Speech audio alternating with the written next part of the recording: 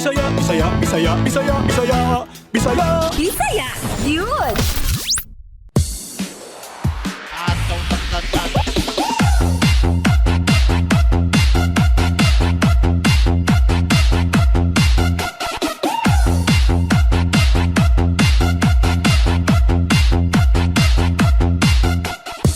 Maayong hapon sa mga kaigsunan itong Bisaya, diri sa Luzon, Visayas ug Mindanao, lakip ang mga overseas Filipino workers. Ako ang inyong igsuon ug higalang Bisaya Communication Secretary Martin Andanar. Kumusta mong tanan? Ikaduha sa simana sa Nobyembre. 42 days na lang, Pasko na. Nagsidlak na ang mga gabi tungod sa mga dekorasyong Christmas lights ug mas bugnaw na po ng panahon. Uso sad ang ubog sipon ning panahona, busa ampingan gyud nato ang atong kaugalingon ha. Mga ka-BG, mas maayo gyud na magpabakuna aron malikayan ng COVID-19. Aron merry ang atong Christmas. Karong hapon sa Bisaya gyud atong makauban si Office of the President Asa Girly Veloso para sa mga bag-ong abli og natabangan sa Malasakit Center. Makauban sad nato si Sangguniang Kabataan Barangay Katangnan General Luna, Siargao Chairman Figuron Jason Espejon, ug ang atong pag-apod-apod sa mga Bisaya gyud Insurance ID sa mga kababayan nato sa Siargao Island atangin na. Puno sa serbisyo publiko, inspirasyon ug good vibes ang among hihatod kaninyo karong hapon diri lang sa Bisaya gyud na inyo pod mapaminaw sa mga RMN networks: DZXL 558 Armen Manila, DYHP 612 Armen Cebu, DXCC 828 Armen Cagayan de Oro, DXBC 693 Armen Butuan, DXRS 918 Armen Surigao, DXMB 648 Armen Malaybalay. Ug makita sa Armen social media platforms, Bisaya Gyud Facebook page. Pwede sad mo kontak sa Bisaya Gyud sa among hotline number 0908-850-1364 o 0917-848-6469. Good news sa tanan. Gusto ba ninyo og load para pang text, pang tawag ug pag-internet para sa inyong online classes? Manghatag ta og 100 peso worth na load kini para sa pinakaunang 20 lucky winners. 10 lucky winners sa Globe subscribers ug 10 lucky winners para sa Smart subscribers. I-text lang ang inyong pangalan o ang inyong address. Dayon i-like o follow ang atong Bisaya Gyud Facebook page aron sigurado mong makadaog. Ug tuod, almost 50,000 na ang atong followers sa Bisaya Gyud Facebook page. Mga ka-BG, grabe, gusto lang namong magpasalamat sa inyong suporta. Daghan kaayong salamat kaninyo. Unya, atangi ang mga load winners nato from last week's episode na ihatod kanato ni Save Movement Siargao Mecca Berol, ang atong youth correspondent gikan sa Siargao Island. Mga ka-BG, like, share, and message na dayon. Magsugod na ta sa mga ratsada sa balita. Take it away, Jay. Sa Region 7, National Economic and Development Authority Central Visayas ug Regional Statistics Committee gipangunahan ang paghimog usa ka cloud-based data bank na magsilbing sentro sa tipiganan sa high-frequency statistical data sa Central Visayas. Ang impormasyon gikan sa cloud-based data bank mahimong gamiton isip preferensya sa paghimo og regional economic reports, policy recommendations, research proposals ug uban pa. Sa Region 10, mihap ngadto sa 931 ka mga kliyente ang naalagaran ug naka-avail sa financial assistance sa kagamhanang provincial sa Bukidnon, pinagi sa Provincial Social Welfare and Development Office, sama sa burial assistance ug medical hospital bills. Di mikabat sa sobra 631,000 pesos ang natunol gikan sa aid to individual families in crisis situation. Samtang 102 ka mga pamilya usab ang nakadawat sa tag 25 ka kilo nga bugas, patag pamilya ang naka-avail sa food assistance. Sa Region 13, gitunol sa DSWD Field Office Caraga ang mga set sa lamesa, lingkuranan ug tents sa Livelihood Project ngadto sa Puyat Microfinance Sustainable Livelihood Program Association sa Barangay Puyat sa Carmen, Surigao del Sur. Gipunduhan pinagi sa DSWD SLP ang maong mga pasilidad ug materyales nga adunay kinatibukang kantidad nga 300,000 pesos ibutang alang sa mga serbisyo sa pag-abang. Sayang mensahe, gidasig ni Municipal Mayor Jane Plaza ang grupo nga maningkamot ug maayo aron masiguro nga ang proyekto mulambo ug mahimong balungtaron. Bisaya Gyud! Bisaya Gyud! Bisaya Gyud! Daghang salamat, Jay! Bisan pa man og nakita nato nga niubos na ang kaso sa mayoriya nga parte sa nasod niining COVID-19 apan padayon ang gihimo sa gobyerno nga pagpabakuna aron mas daghan ang maprotektahan batok niining virus. Usa sa mga lakang nga gihimo sa Duterte administration kining pagtukod sa malasakit centers sa public hospitals nationwide aron dali nga matabangan kadtong mga kabos. Ang atong malasakit center beneficiary nga gikan sa Sultan Kudarat naka-avail sa malasakit center human siya ma-COVID. Kana og ubang malasakit center update ihatag kanato ni Assistant Secretary Girly Enriquez Veloso. Maayong hapon kanimo, Sec Girly. Daghang salamat Secretary Martin ug maayong hapon kanimo ug sa atong mga sukil tigpaminaw. Mahinungdanon kaayo karong hapuna ang programa ni Presidente Rodrigo Roa Duterte o Senator Christopher Lawrence Kuya Bongo tungod kay dako kaayo kini ug gikatabang sa mga Pilipino karong panahon sa pandemic. Ervin Saavedra nga taga Kalawang 2, Isulan, Sultan Kudarat, usa sa natabangan sa Malasakit Center dihang na-admit sa Sultan Kudarat Provincial Hospital tungod sa sakit nga COVID-19.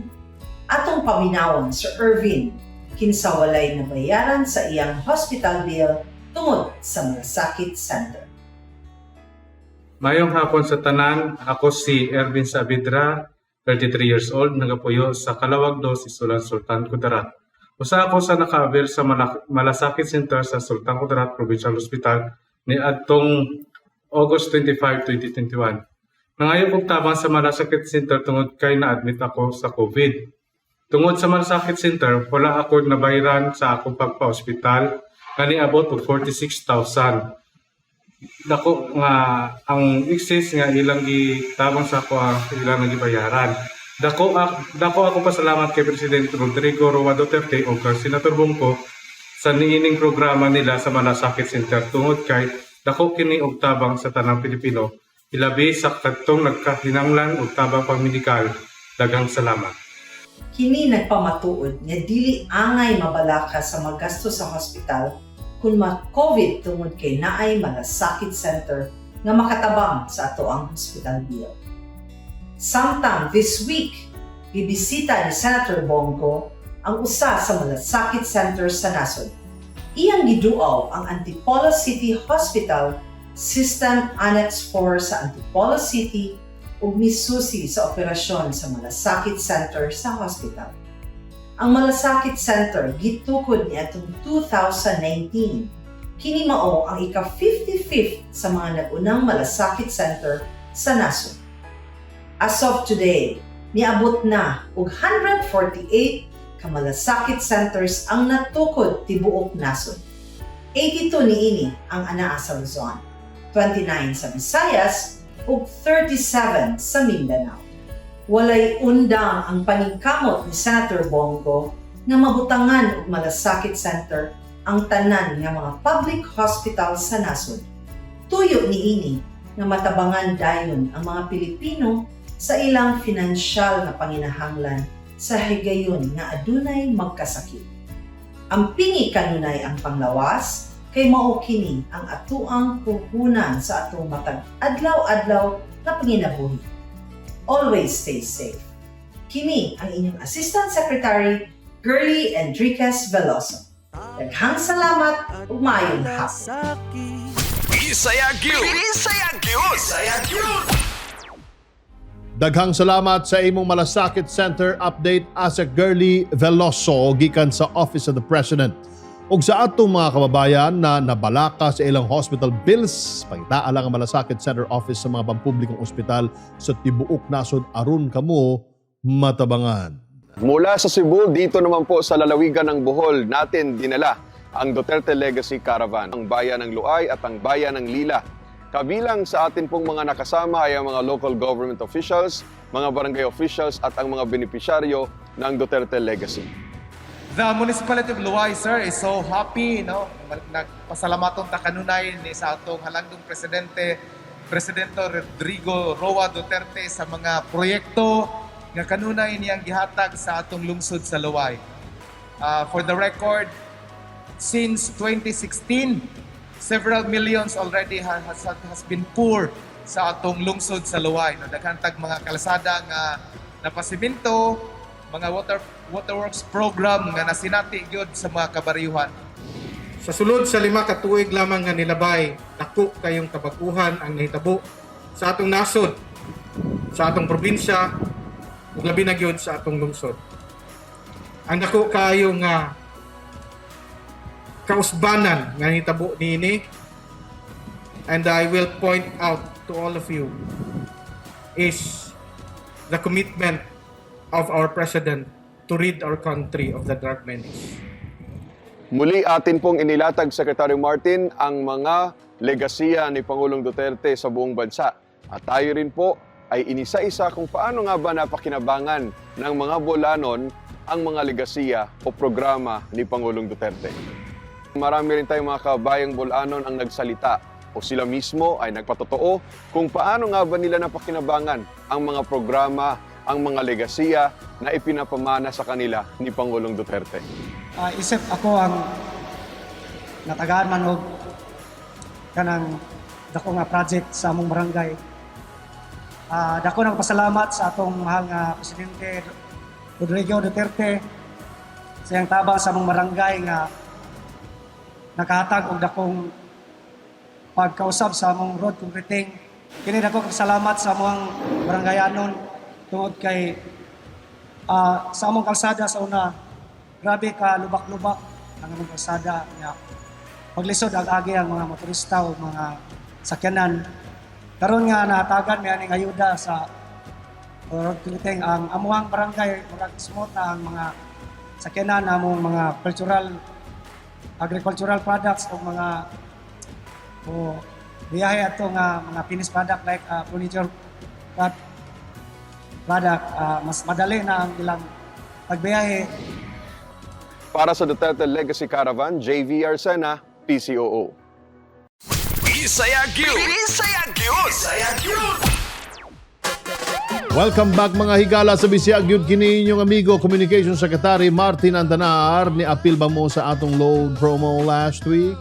Karong hapon ihatod kanato ni Save Movement Siargao, Mecca, Berol ang mga swerteng load winners na may apil sa atong programa last week.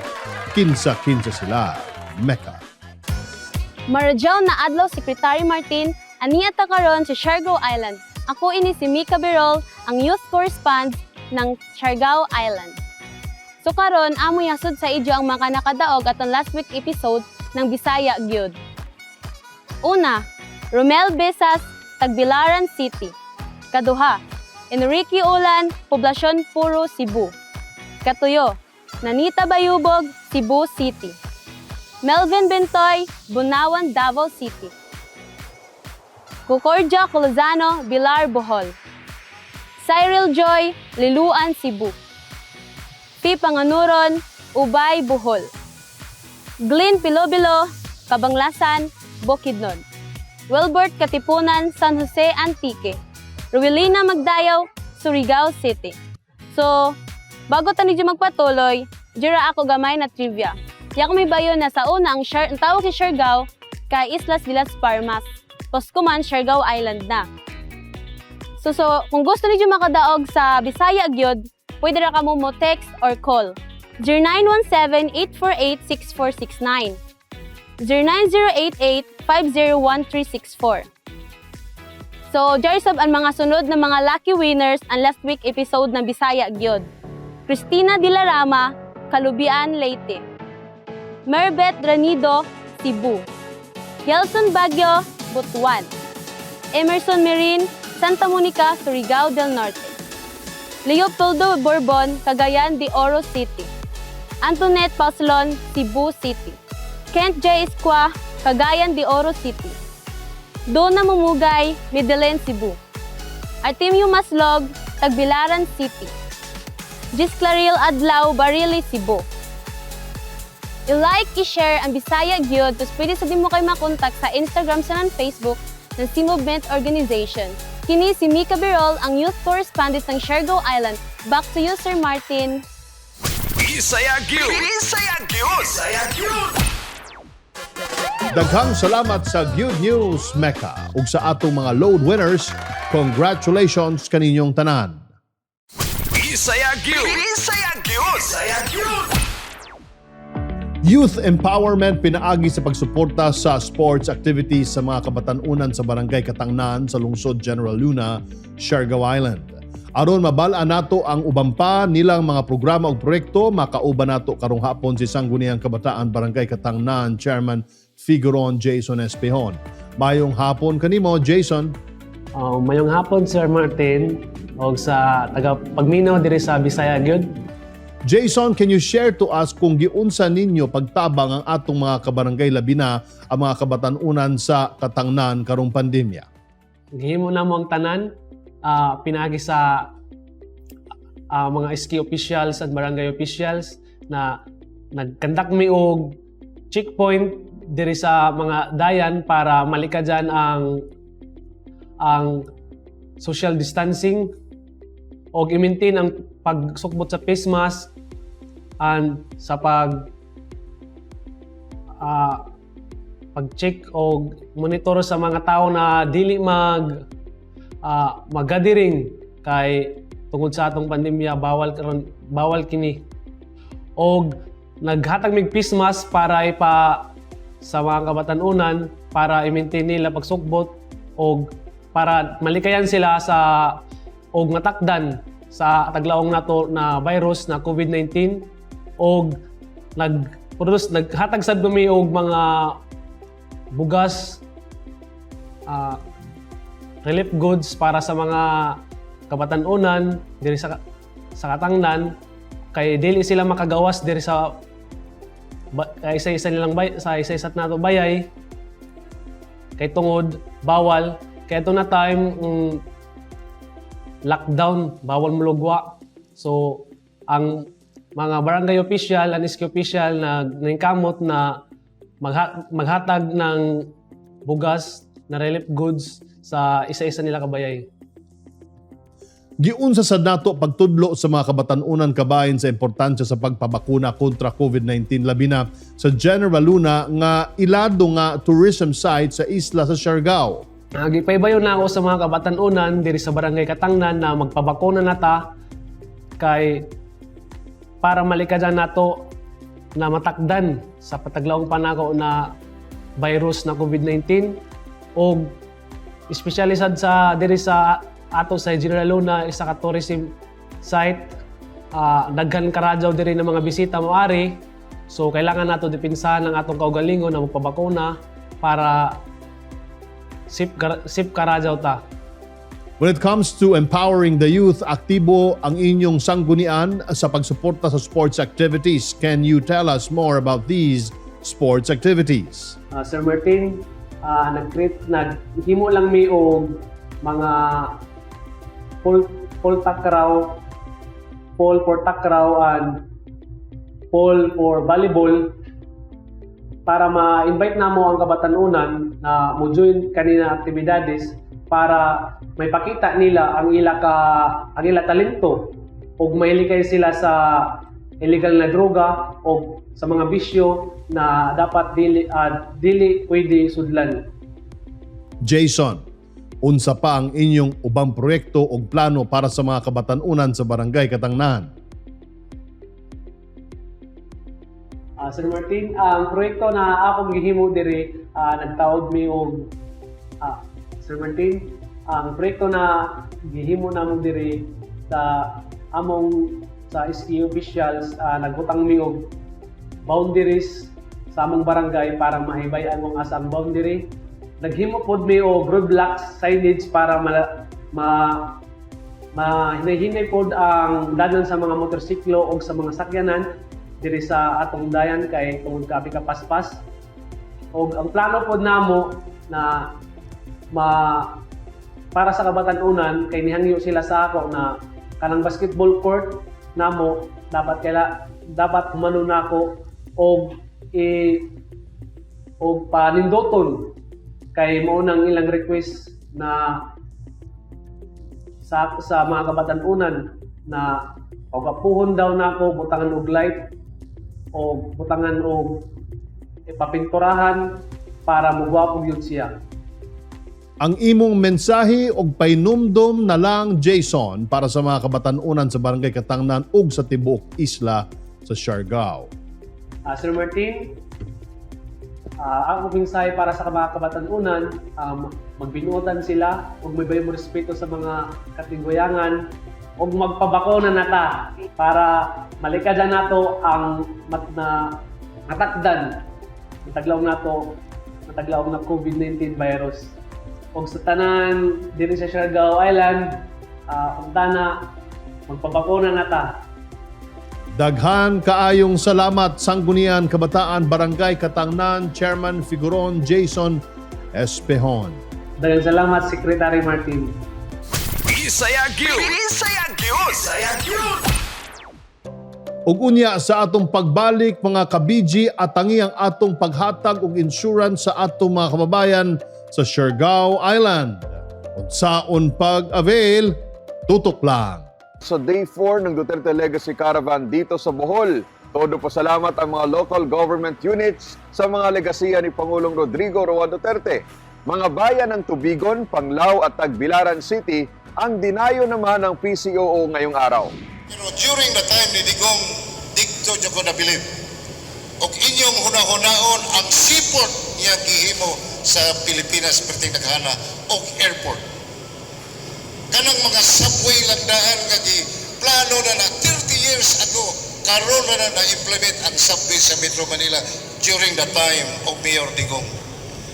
Tanan, railways, highways, maunay mga hard project ngayang nahimo. It is important to note that the President has been so generous to us Panglawanons.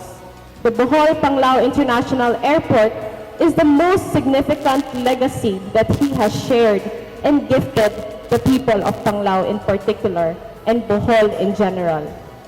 Recently, he visited Bohol to grace the ceremonial inauguration of the 7 newly constructed seaports around Bohol, which will open the province and the municipality of Panglao for better trade, commerce, and the tourism industry. We have always been beneficiaries of the programs and projects of our national government led by our President Rodrigo Roa Duterte. And ASEC, please extend our heartfelt gratitude also to your Secretary Martin Andanar for giving us vaccines, for always supporting the projects of Tagbilaran City, and especially po ni Senator Bongo nga daghan kayo mga kayuhan nga nadawat na to dinhi sa tuang dakbayan sa Tagbilaran. And of course, we would like to welcome all of you, ang imuhang mga staff po dinhi, ug salamat kayo nga naapil na ang Tagbilaranos, dili na kinanglan pa moadto sa mga different agencies, gidala na gyud ninyo ug gitapok na dinhi. Daghan kayong salamat.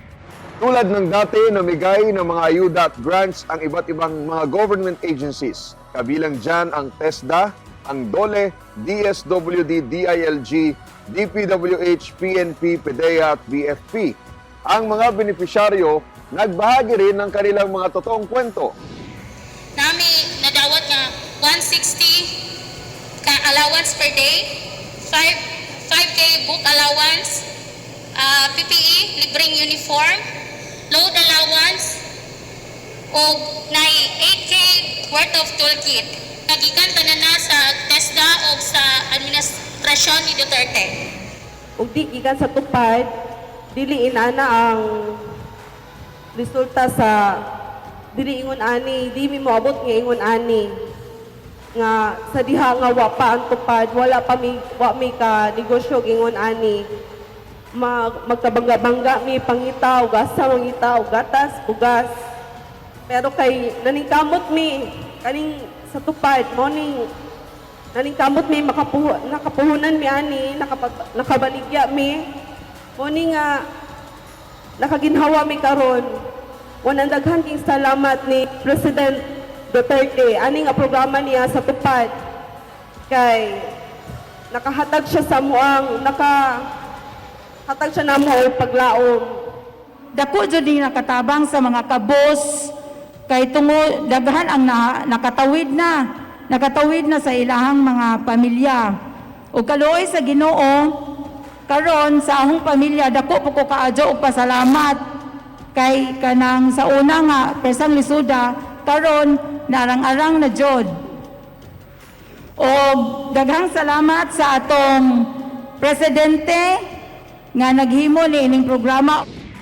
Hanggang sa muli, mag-iikot pa rin ang Duterte Legacy Caravan at ating ipagpapatuloy ang pagpapalaganap at pagbabahagi ng totoong kwento ng mga pagbabago sa ilalim ng Duterte administration. Para sa Duterte Legacy Caravan, JV Arsena, PCOO. Bisaya Gyud! Bisaya Gyud! Bisaya Gyud! Good news mga kabiji, sa among pasalamat sa inyong pagsalig ang Bisaya Gyud ng hatag og insurance ID sa mga kababayan nato sa Siargao Island. Unsaon pagkuha og insurance ID gikan sa Bisaya Gyud ato kining tan-awon. Sa atong paghatag og serbisyo sa mga kaigsunan natong Bisaya Gyud, sa pakigalayon sa Cocogen Insurance Company, kauban si Surigao del Norte Board Member Sunny Boy Andanar, aron mag-apod-apod og insurance ID sa mga Bisaya Gyud sa isla sa Siargao. Una natong gihatagan ang mga lideres gikan sa mga munisipalidad sa Burgos, San Benito, San Isidro ug Santa Monica. Din kita nang hatag og insurance ID sa 35 ka mga leaders. Samtang 39 ka mga lideres gikan sa lungsod sa Pilar ug Del Carmen ang atong nahatagan og insurance ID. Bisan sa kadaot sa panahon, ang 33 natong Bisaya Gyud leaders gikan sa munisipalidad sa Socorro mitabok sa dagat aron lang madawat ang ilang insurance ID gikan sa atong programa.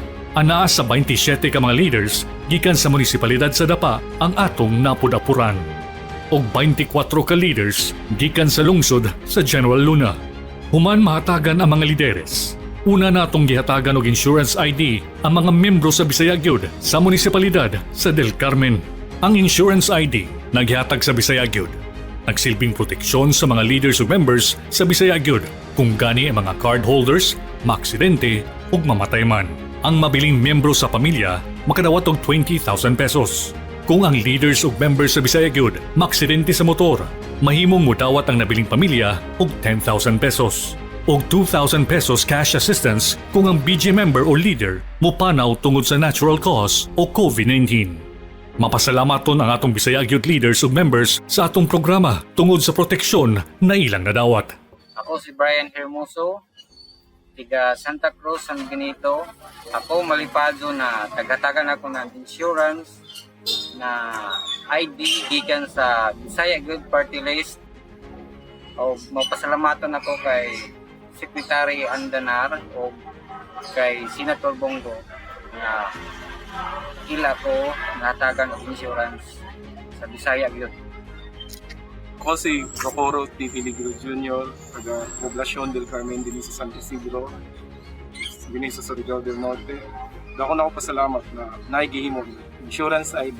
Mohon kini siya. Labi na sa mga nagpaluyo ni Senator Bongo o Sec Andanar. Daghang salamat. Bisaya Gyud. Sugod pa lamang kini mga kabiji. Padayon tang mag-apod-apod og insurance ID asa mang dapit sa nasod basta ikaw Bisaya Gyud. Kay kinsa pa man diay ang magtinabangay kung dili kita lang gyud mga Bisaya Gyud.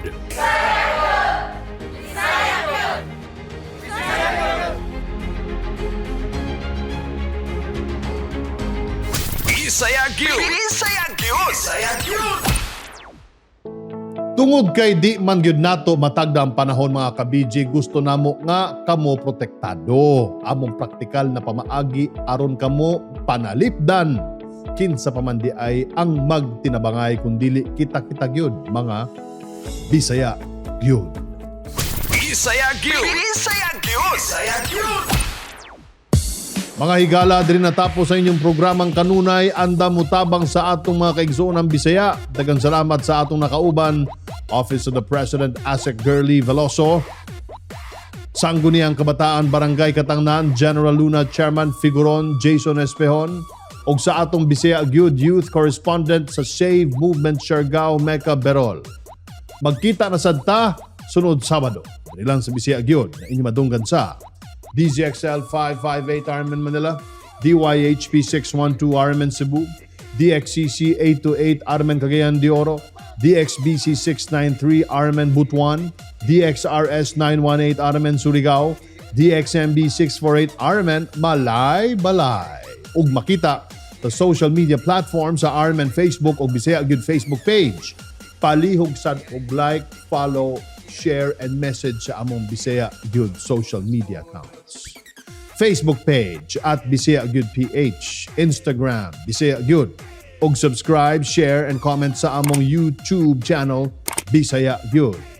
Pwede sad mo kontak ang Bisaya Gyud sa among hotline number 0908-850-1364 o 0917-848-6469.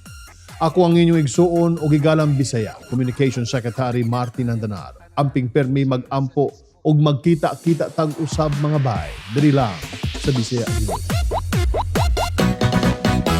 Bisaya, Bisaya, Bisaya, Bisaya, Bisaya, Bisaya. Bisaya, yun!